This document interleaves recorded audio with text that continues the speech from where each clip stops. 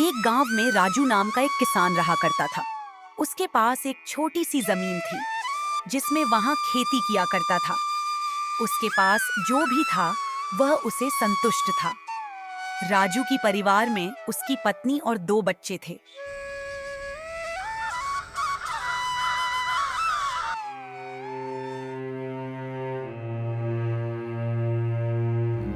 अरे भाग्यवान, आज खाना मिलेगा या नहीं, या मुझे भूखा ही खेतों पर जाना होगा। जी बस बन गया है खाना, मैं अभी बांध देता हूँ।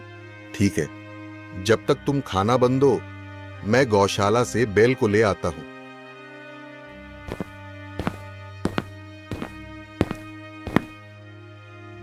अरे भाग्यवान, जल्दी करो, मुझे खेतों पर भी जाना है। देर हो रहे हैं, सूरज सर पर निकल चुका है। हाँ हाँ, यह लीजिए, ना खाना और समय निकालकर पूरा खाना खा लेना। कल इसमें 2 रोटी वापस आई थी। हाँ, वह कल गर्मी ज्यादा थी ना, तो इसलिए 2 गिलास भरकर पानी पी लिया था, तो उसी से पेट भर गया था, इसलिए कुछ रोटी बच गई थी। अच्छा, तो पहले आज पूरा खाना खाना, इसके बाद ही पानी पीना। हाँ भाग्यवान, जैसा तुम कहो।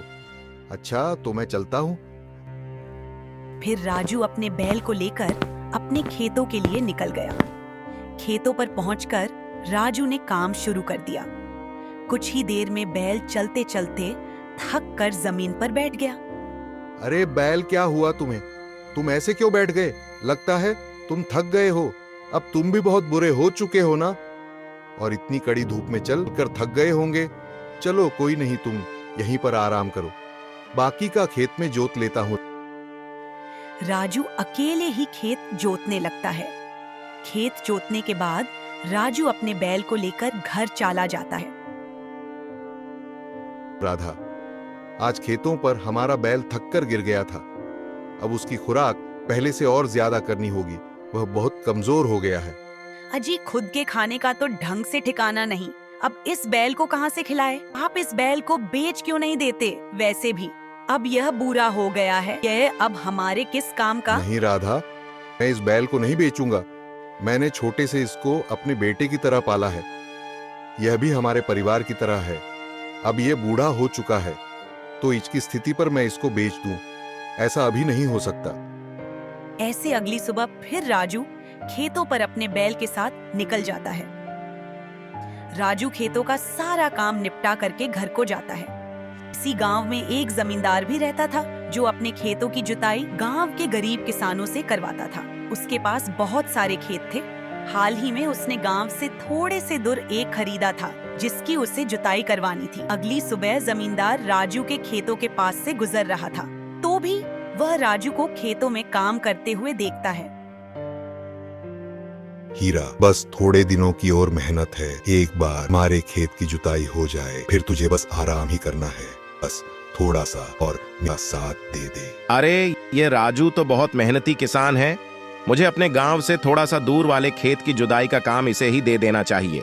ऐसा सोचकर जमींदार राजू को आवाज लगाता है। राजू, जरा इधर आना।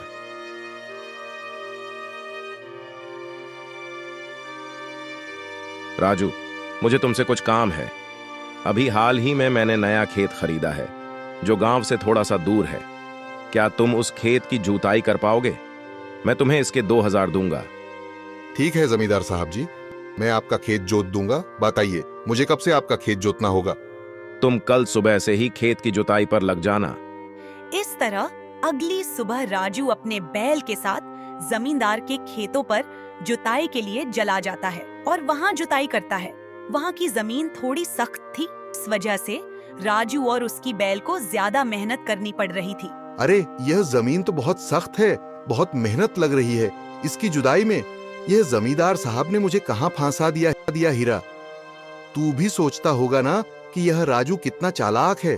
सारे दिन मुझसे काम करवाता रहता है, पर क्या करूं, इस पापी पेट के लिए यह सब करना पड़ता है। अगर यह नहीं करूंगा तो अपना तेरे पेट को कैसे भरूं? खेत जोतने के बाद राजू अपने बैलों के साथ घर चला जाता है। क्या हुआ, जोत दिया जमींदार साहब का खेत?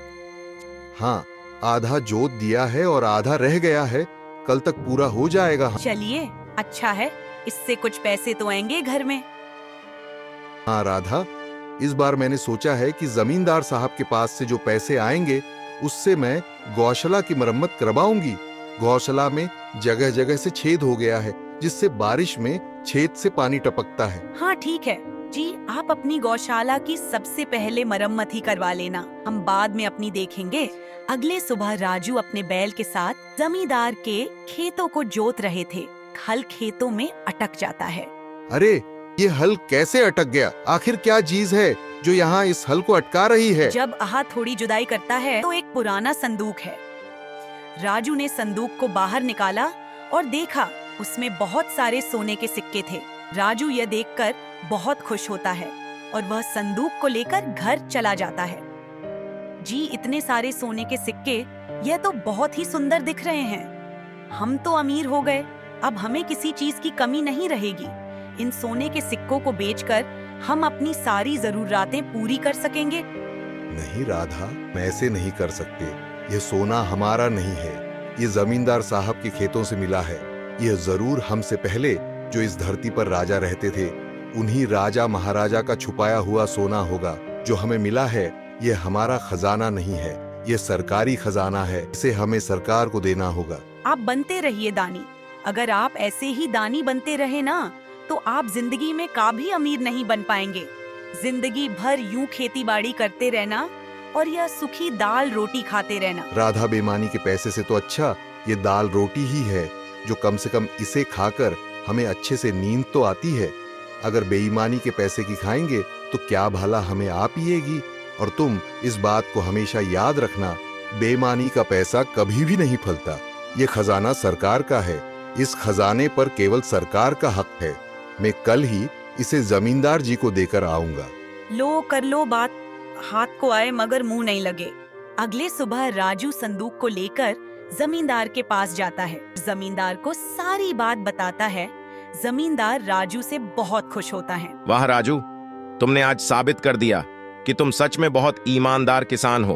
मैं तुम्हारा ईमानदारी से बहुत खुश हुआ। इस खजाने पर सरकार का हक है, इसे मैं सरकारी खजाने में जमा करवा दूंगा। और हाँ, तुम्हारी इस ईमानदारी का मैं उनके इनाम भी दिलवाऊंगा। और राजू, यह लो मेरे खेत को जोतने के पैसे। खजाने को जमींदार जी को देकर राजू वहाँ से चला जाता है। ऐसे ही कुछ दिन बीत जाते हैं। तभी राजू के घर एक व्यक्ति आता है। इस घर में कोई राजू नाम का व्यक्ति रहता है क्या? इतना सुनकर राजू और उसकी पत्नी बाहर आते हैं। हाँ भैया, बोलिए, मैं ही राजू हूँ। तुम्हें जमींदार साहब ने बुलाया है। राजू और उसकी पत्नी उस व्यक्ति के साथ चल पड़ते हैं।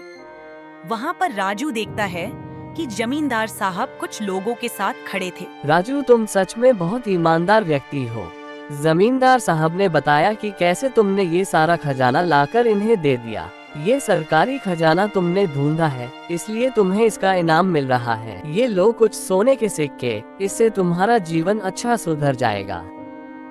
ये तुम्हारी ईमानदारी का और सरकारी खजाने को ढूंढने का इनाम है। राजू उन सिक्कों को लेकर घर आ जाता है। जी, आपने सही कहा था, बेईमानी का पैसा कभी नहीं फलता है। आपकी ईमानदारी की वजह से आज हमें इतने सारे पैसा मिले हैं।